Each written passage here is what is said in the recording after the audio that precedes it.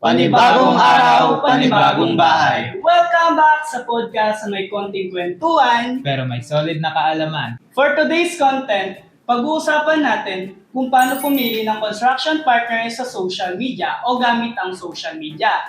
Sa social media, alam naman natin, di ba gumagamit kayo ng social media? Alam naman natin na isang search mo lang o pindot, ang dami nang lumalabas dyan. So parang sobrang dali na lang humanap ng construction partner. Agree ako dyan, partner.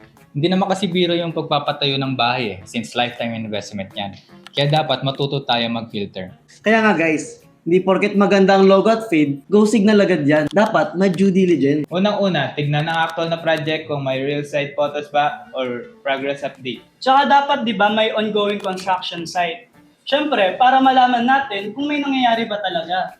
Tsaka para hindi lang puro design.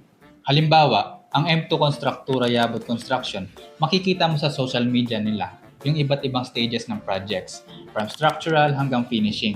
Kaya may transparency yung bawat proseso. Remember guys, pag consistent updates, malaking plus sa yan. Scroll down kung may feedback ba from clients or turnover photos. Tsaka dapat, tingnan nyo din kung may testimonial para mas makita yung credibility. Message them.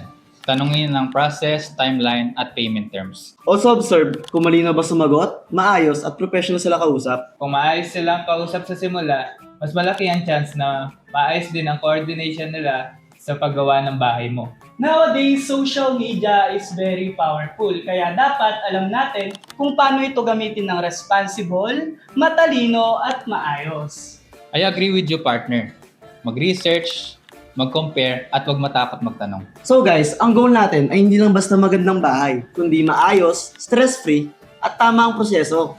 So guys, that's all. Thank you for watching us. Don't forget to like, follow, and subscribe us for more content like this. Panibagong araw, panibagong bahay.